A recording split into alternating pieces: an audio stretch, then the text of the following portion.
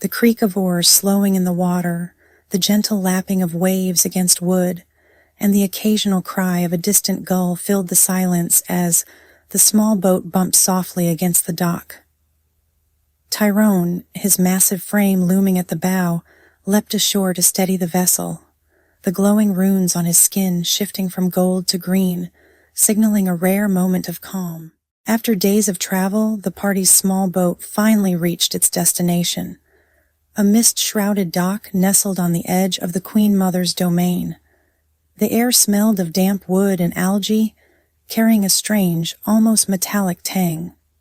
As Tyrone steadied the boat, they saw 3 figures in various places on the dock. The first was a rat-human hybrid, hunched and fidgeting, already clutching the ropes to secure the vessel.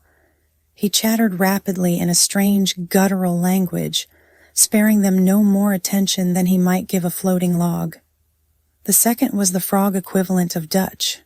This figure, standing silently on the back of a massive turtle at the far end of the dock, gripped a long barbed spear.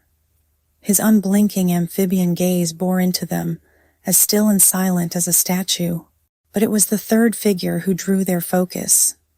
Standing in the center of the dock, their glowing green plate armor radiating an aura of authority, was an Arcane Guardian. The sentient armor, etched with ancient arcane runes, pulsed constantly with magic. No part of the person beneath was visible, but the aura of disapproval emanating from them was almost palpable. A masculine voice with an elven accent cuts through the silence.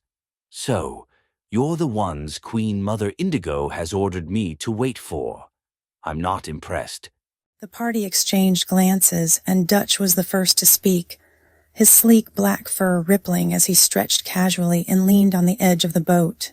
Dutch grins, seemingly unaffected by the rudeness of this representative of the Earthen Circle. "Well, nice to meet you too. Always a pleasure to feel welcome after a long journey." The Guardian responds without turning to fully acknowledge Dutch. "Welcome.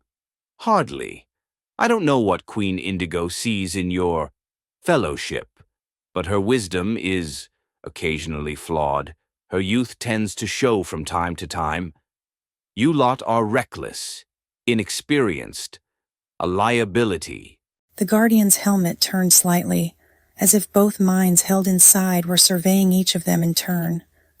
Tyrone's runes flickered to a faint red, and his hands tightened into titanic fists. The giant steps forward, barking out, "You don't know us. And if the Queen Mother summoned us, then we've got a purpose here." The Guardian tilts their head slightly, its tone disdainful. "Your purpose is to fail, to bring chaos where it isn't wanted. That much is clear from looking at you. A berserker with no control, a striker with no direction, an envoy with no backbone, and—" The glowing arcane gaze lingered on Dutch, whose grin has only widened. "An animal with a penchant for jokes." Dutch mocks great offense, clutching his chest as if wounded. "Animal? Sir, I prefer feline of refined taste. But sure, let's go with animal. It is somewhat endearing."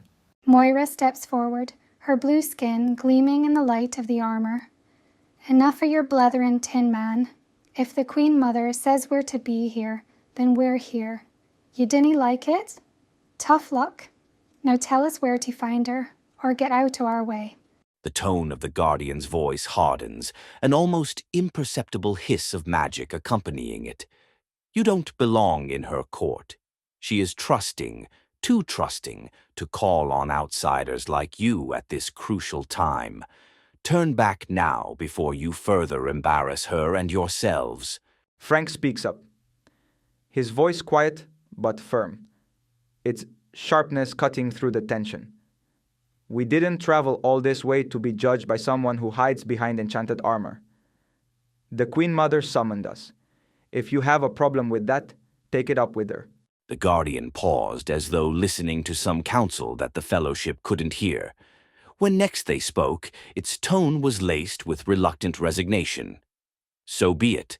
But when you fail, and you will fail, die knowing that it was against my advice that you were ever allowed to set foot in her domain. Carry with you to the underworld the fact that you've cost the Earthen Circle its hard-won chance at finishing the foreign one once and for all.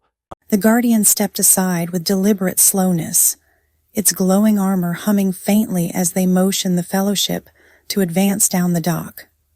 The party begins gathering their belongings before stepping off of the small boat that had carried them here. The rat hybrid finishes tying off their battered vessel and scurries away without another word, his tail flicking. The frogman has remained unmoving, still watching the Fellowship with an unreadable intensity. The feline of refined taste whispers loudly to Moira as they walk past the Guardian. Well, that went well. It seems fun. Do you think they do birthday parties? The lunar elf snorts, her response quieter but also discernible. Aye, if your birthday's at a funeral parlour. Miserable sod. The group pushed forward into the mist, the weight of the Guardian's disdain lingering in the air. Ahead, the path to Queen Mother Indigo awaited, and with it, the answers they sought. As the Fellowship reaches the shoreline, they see a massive green giant whose sheer size even manages to dwarf Tyrone. He seems to be standing guard beside some tangle brush. This must be the hidden location of the portal that the Queen Mother had spoken to them about in their dreams. The giant smiles at them approvingly, nodding for the Fellowship to enter and meet their destiny.